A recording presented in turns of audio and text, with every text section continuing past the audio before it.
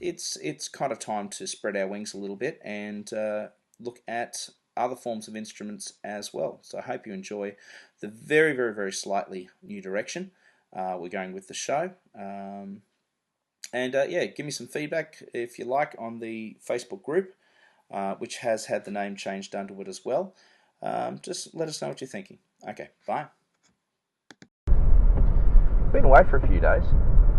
Alright, been away for a few weeks. Quite a lot's been happening. The common sense part of my nature kind of eluded me. I went running, went and hid under the bed for a little while. So I've spent the last few weeks really just kind of organising a new little side business, a new online business, and in the process, basically doubled my workload. What I decided to do was start up a 6-string electric guitar business, really. So I've still got Birdwood Cigar Box guitars, and that's cracking on. It's going great guns. We got orders coming in, got orders going out, and we're just trying to knuckle down and prepare for the Christmas and post-Christmas kind of rush, as such. We're not talking Fender or Gibson output, but it's busy enough for a one-man operation in the bowels of the earth under the house. But it's been a busy month. So the first thing I need to do is apologise for not putting out a podcast in the meantime. Having said that, I've actually done 2 podcasts in the meantime, but the first one was lost because I changed phones. I got an upgrade because my Apple 6 was starting to go a bit wonky, and I thought, well,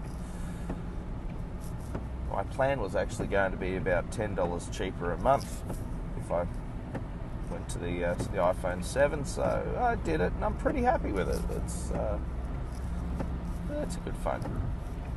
Sorry for those people who don't like Apple, but I'm a bit of an Apple guy. Anyway, don't hold that against me. I still have quite a few Windows devices. Anywho,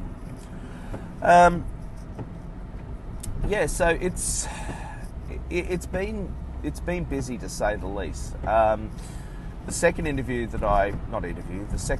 podcast that I did, I decided to scrap for a couple of reasons, and this is the third incarnation of it.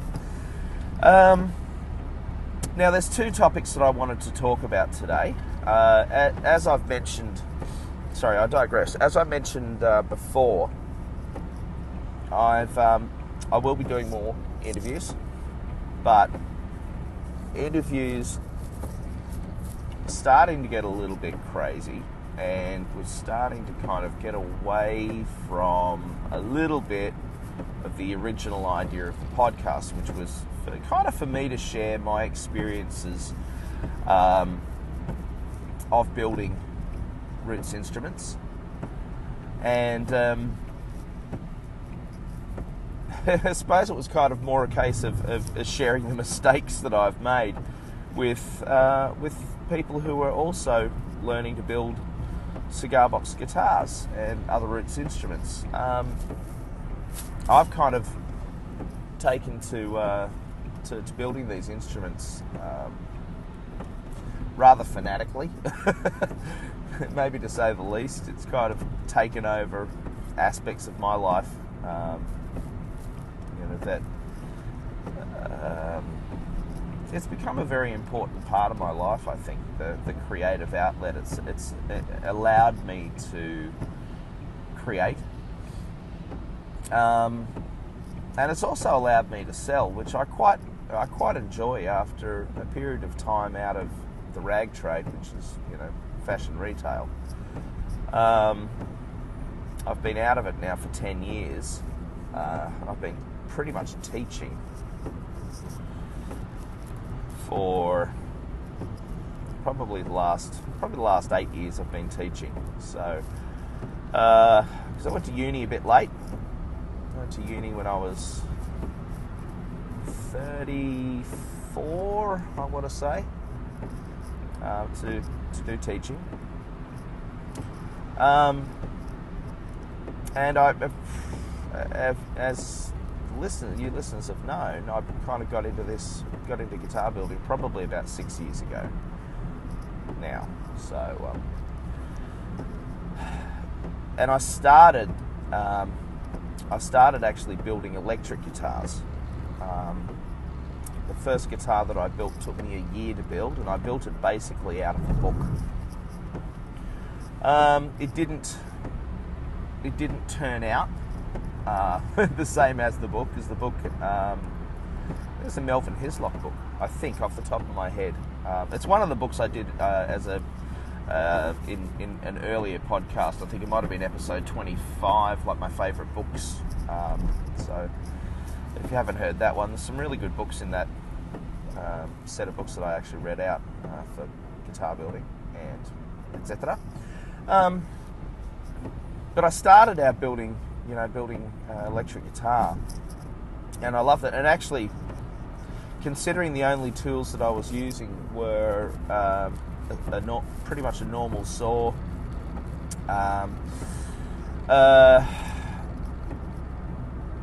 sandpaper, some rasps. I did have a router. My father-in-law gave me a Makita router, which I've still got to this day. It's sitting underneath the router table, and fingers crossed it's going great guns. And that was almost it, apart from the normal things like screwdrivers. But basically, I'd never really done anything with wood before, and the simple fact that it worked, and I had to make my own. I had to make my own jigs. I had to make my own templates, and it worked. And I've still got the body there, and I've still got the neck. The neck's in a rather nasty state of disrepair. But if I get time one day, maybe I'll put the beast back together, refinish it. The finishing on it was horrible. It was fire engine red. Can of spray paint and undercoat, and it was lumpy and bumpy, and I didn't use wood filler, and I'd basically used an old I think it was an old pine sleeper or a roof batten or something like that, to build the body, but it worked, and the first time I used it didn't work. First time I used it, I was thinking, why can't this thing stay in tune? Why won't it stay in tune? It's in tune up here at the nut. No. Well, it was half an inch out. I'd put the bridge in the wrong place. So this is all part of the learning, the learning experience of, scale length.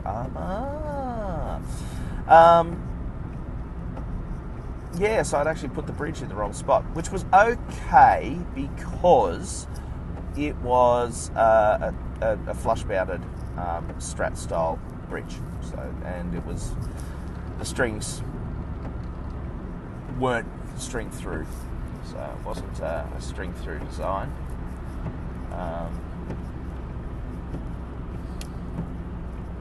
Or was it? It might have been, actually. Hang on, coming back to it. I'm just trying to think of it now. It might have been a string through it. But I had the bridge that would also mount the strings through the rear. Anyway, so I started off building electric guitars, and I've always loved electric guitars. I've been playing very crappy electric guitar for, I think, since I was 17, so 30 years now. Well, all right, 29 years. I keep adding years to my age. I'm 46 and I'm proud of it. Those of you who are my age understand. And then I stumbled across, as I've said before, the Cigar Box guitars, and they just kind of went, wow, I love this. And the internet, and jumping onto the internet, and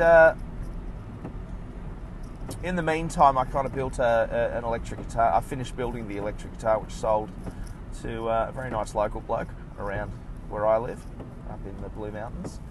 I was really happy with it. The second guitar was great. It was a laminated neck. But in the meantime, man, I'm soaking up information from left, right, and centre of building electric guitars, and they're not taking over, but they're certainly they're more prevalent again in my life, which I'm really happy about, because I basically stopped playing 6-string guitar for about 2 years.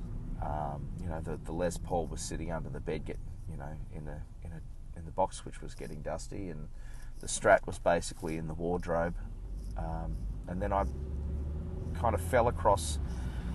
I was going to buy a Telecaster. I thought, no, I got into Telecasters for a while. I really liked the shape, and I liked that, and I thought I really want to buy a Telecaster guitar. So I was looking around, and quite honestly, I didn't have $1,000 to spend on a second-hand one. I certainly didn't have $1,500 or $2,000 to spend on an American Standard Telecaster. Coffee break. And although I tried a kind of around a $500 Squier, it just didn't sing to me. It just it was nothing wrong with it. Don't get me wrong. It was fine. It was an excellent guitar. For $500, it was perfect. Neck felt great, bridge felt great, but it lacked something. Whether or not it was just a kind of a generic sound or what it was, I don't know. And I must say, to this day, probably one of the best guitars I've ever played was a two humbucker Telecaster, the one with the four pickup, the two tones and the two volumes. That was great. I remember playing that up at Maroochydore in Queensland, and I love that. And I only got to play it for a couple of minutes, and to this day, it's still one of the best guitars I've ever played. I just loved it, and I was really surprised that I did love it. But at the time, it wasn't pointy and it wasn't metal, Whereas now, my tastes are broader. Again, I digress. So, I stumbled across. I didn't stumble across. I suppose there was a shop, a kind of an antique store, up here in the Blue Mountains in Hazelbrook, and it was called the Pink Flamingo. A bloke named Bill ran it. Really nice guy. I used to pop in there. I used to pop in a few times a year, and I'd get bits and pieces for Cigar Box guitars. I'd find doorknobs, or I'd find latches or plates, copper plating or something like that to put just to kind of mount the pickups into, or whatever, to something quirky and something different and something kind of cool. And there, sitting on the wall at the back of the shop, was this Telecaster shaped guitar. And I immediately recognised it as non-Fender. I immediately recognised it as something that was more than likely, made in Japan or, made in the Far East. And I just got to chatting with him about it, and I strummed it, and I said, can I plug it into an amplifier? And he said, no. He said, sorry, I don't actually have an amplifier in the shop. And I said, well, look, I've got to lay by it. I said, what if it doesn't work? He said, look, if it doesn't work, he said, I'll either refund it or repair it for you. So, oh, thanks. And the only thing it did need, it probably took me about 6 weeks to pay it off. It wasn't cheap.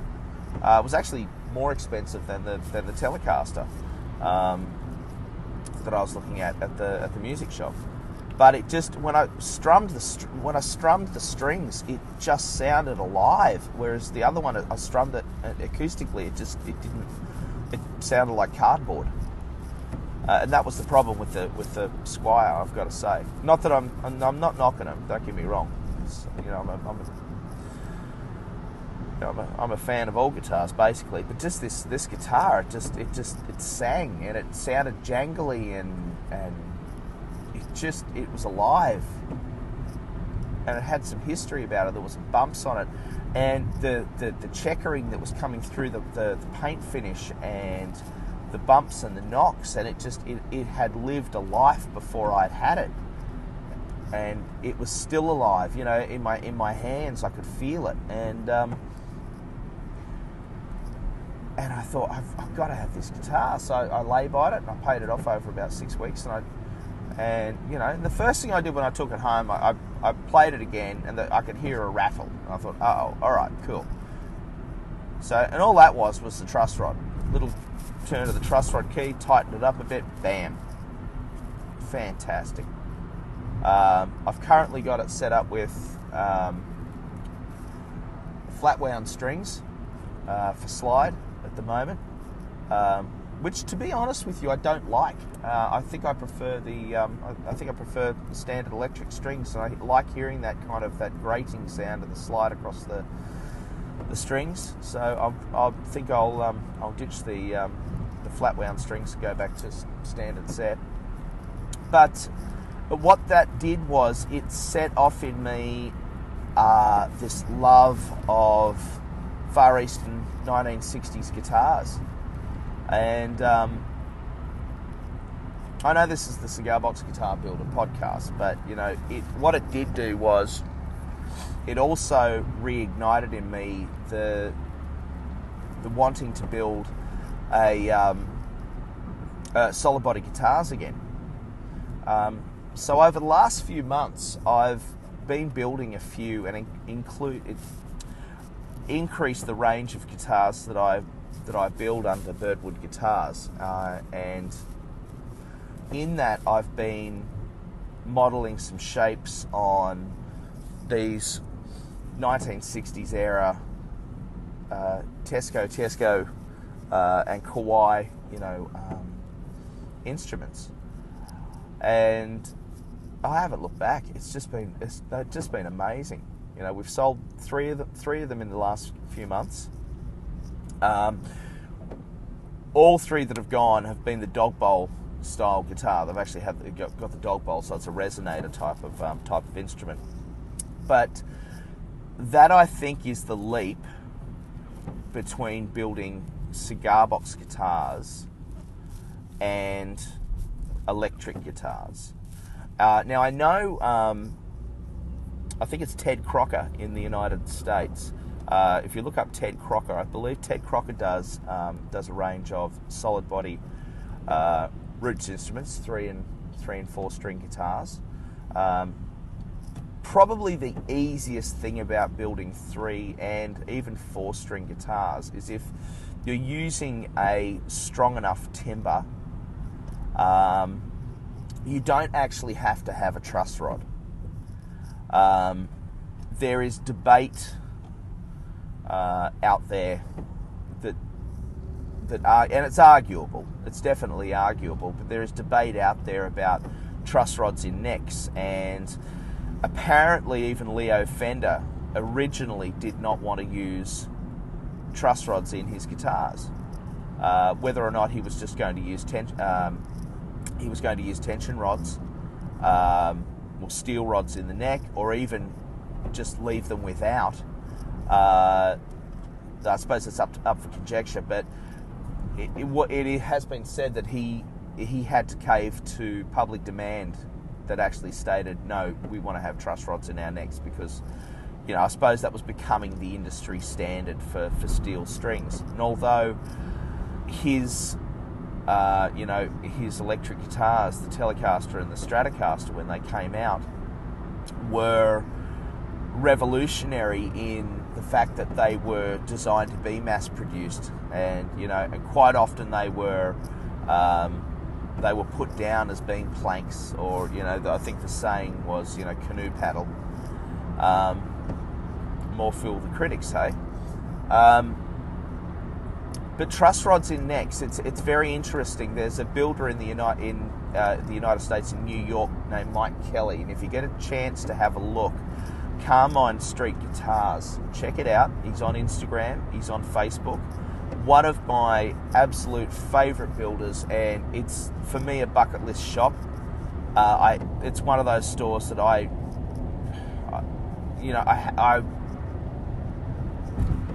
need to see that store. It's one of those shops. It's store at the front, workshop at the back, just wall to wall timber, carnage, craziness. There's a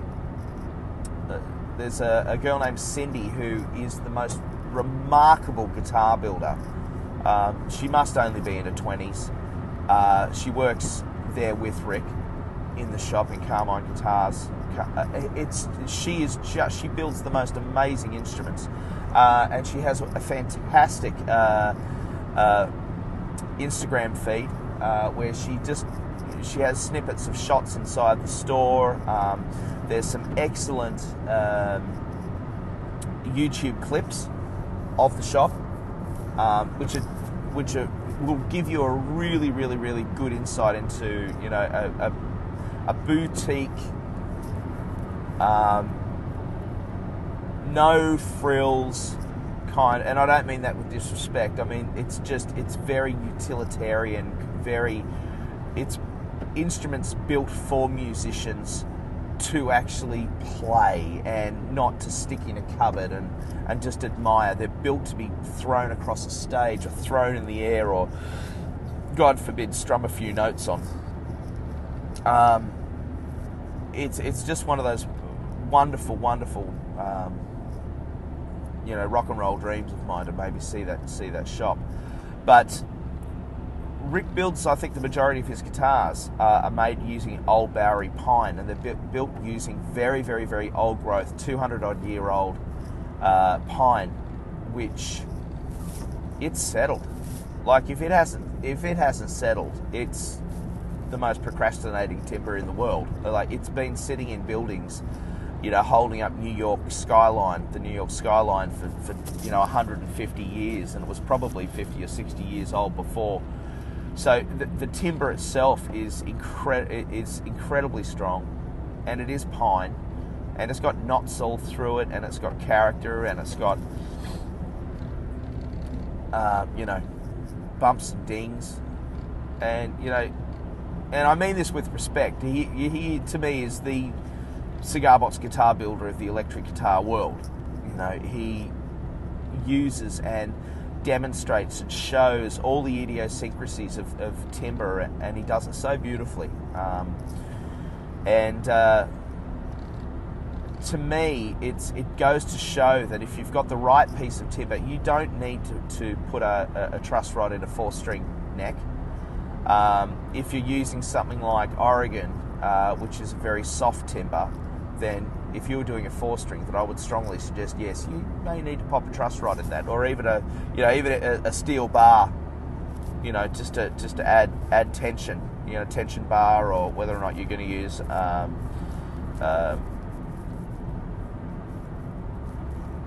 whatever, a piece of metal tubing or something like that. I don't know. A thick fretboard will do it. Seriously, like if you've got a slightly softer timber for a neck, if you machine yourself a nice thick piece of 8mm oak, or rosewood, if you can get it, for the fretboard, that'll definitely add tension to that neck and keep it straight for you. So you don't need to put truss rods in a 4-string unless you're using a very soft, malleable bendable timber. Lessons learned, you know. I mean, you'll know it straight away. Laminating a neck can also add to its strength. So if you laminate a neck, you'll find that it'll be more rigid as well, for sure. So anyway,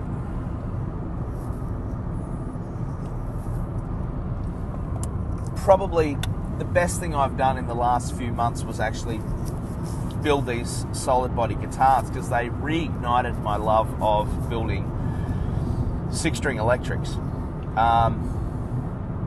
And the difference in building a 6-string electric guitar and building cigar box guitars, there are some differences.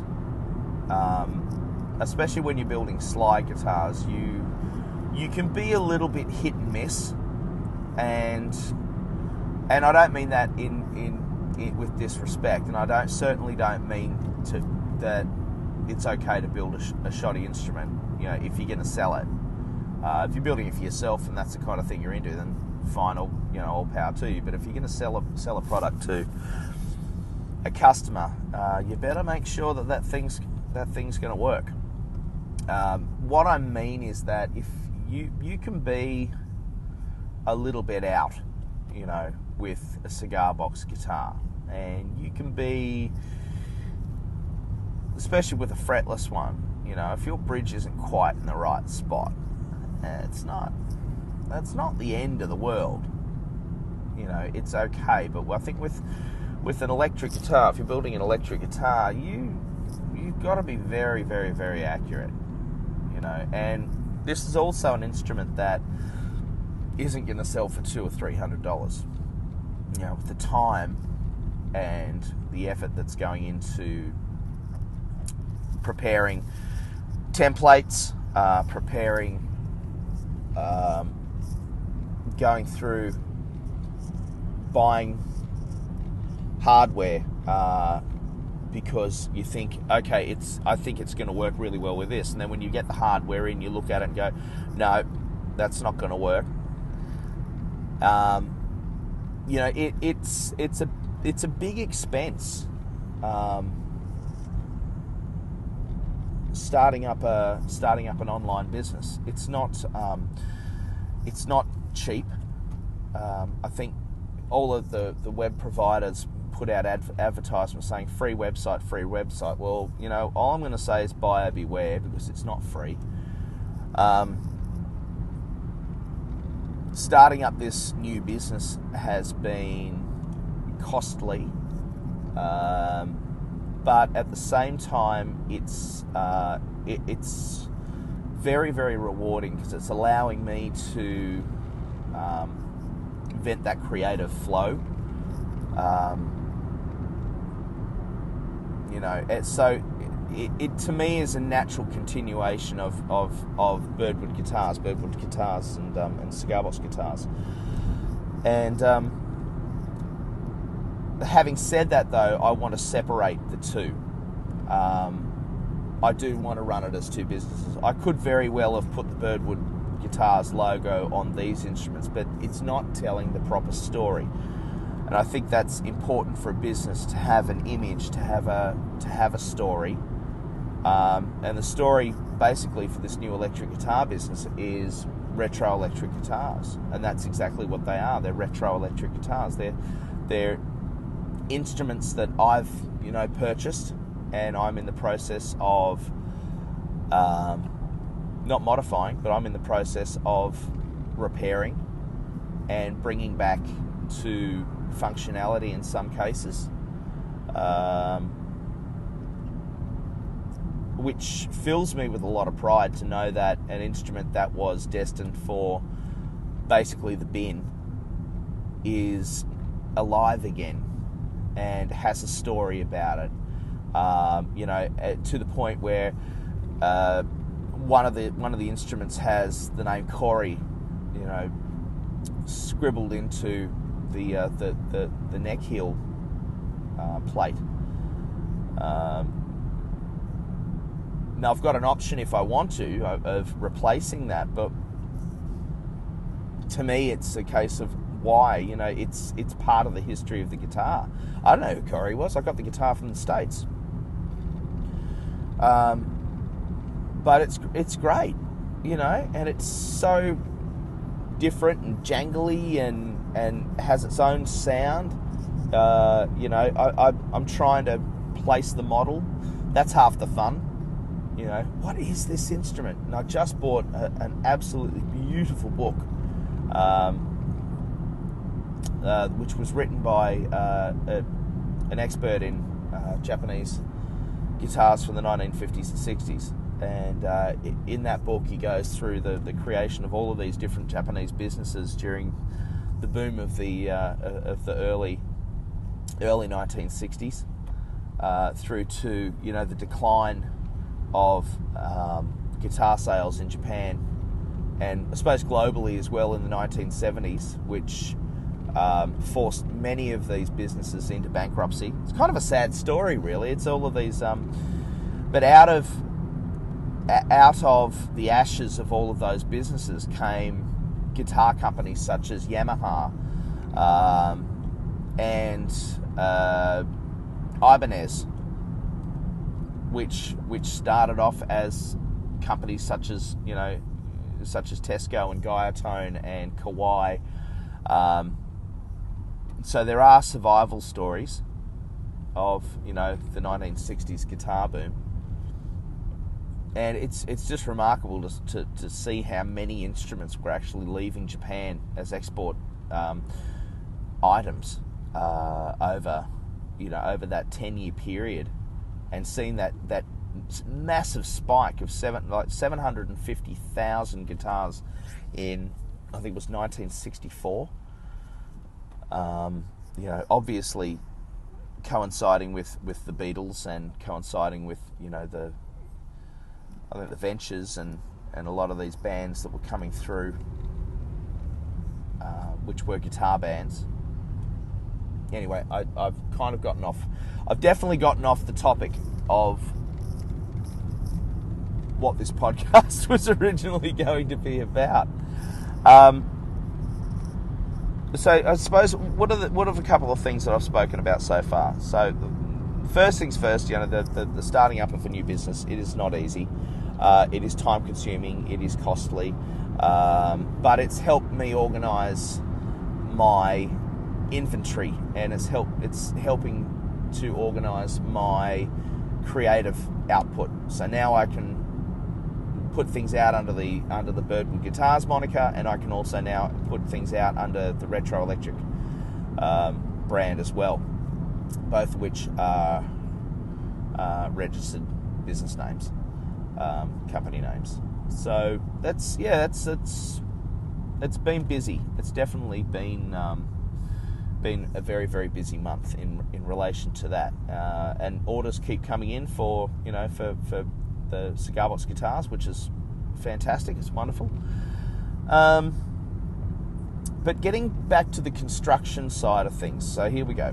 So we were talking about truss rods in Cigar Box guitar necks. Not necessary. If you're using a strong enough timber and a strong enough fretboard especially, you're going to be okay. You're going to be fine, really. If you laminate the timber, that means using maybe 3 pieces together,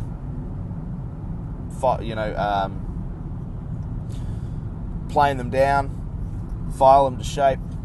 You're going to have no problems at all. You won't need a truss rod in a 3 or a 4-string guitar. Now, in all honesty as well, though, be sensible about it. If you've got a 4-string electric, that's going to be one extra string worth of tension pulling on that neck, wanting to turn it into a bow. So be sensible with the string gauge that you're placing on these instruments that don't have truss rods. I wouldn't be putting a set of 12 to 52s on on a neck that doesn't have a truss rod, and then tightening it up to pitch or above pitch. Let's be sensible about this, because if you need to use a bit of common sense when you're stringing up these instruments. A medium gauge string is more than fine. Any set that's 9s to 42s or 10s to 46s, that's going to be okay. That's going to be all right. And depending on how you want to tune it, the majority of people are tuning their guitars to open G, GDG. So it's ADG string. But if you want more tension, now this will also depend on the scale length of your neck. So if you're going to have a 25.5 inch scale neck, you're going to get a lot more string tension out of a set of 10s, 10 to 42s, than you are going to if you've made a 24 inch neck or a 23.5 inch neck. So the shorter the scale length, really, the heavier the set of strings you're going to need to get that up to tension, to hold, to hold a slide, and not set the guitar out of tune. Because it is possible to do that. If you've got a very loose set of strings on a guitar, and you're strumming away, and if you're a heavy hand, you can actually set those. You get that discordant flavour in the notes when you're playing them, if you're playing them too hard. Very loose strings are okay for light players, but you get that warble effect, and you'll hear it too. So what you're probably better off setting it up with an EAD string and tuning a DAD, or even going up to F if you've got a very short scale length on your neck. So that's kind of the idea behind that. So that's just a little catch up. Anyway, it's a short podcast today. A short-ish, 37 minutes is pretty short for me. I'll pop this up, just give you a bit of an idea of what's been happening, and we'll be back with a more organised approach, I think, to giving you guys some ideas on how to build cigar box guitars. Next episode, I want to talk about selling cigar box guitars with you. I did a recent trip to Brisbane recently, where I visited a few guitar stores, and the experience I had was one that left me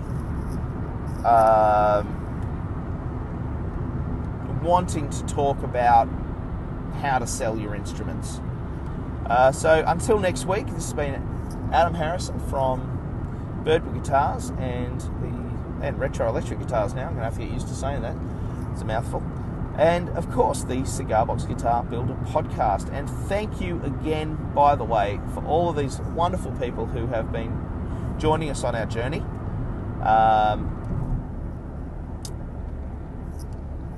And really, really appreciate all the people who are signing up for not just the Facebook group, but also signing up on Podbean for the podcast and becoming subscribers. So big thumbs up, guys. Thank you so much. And I'm out. See ya. Bye.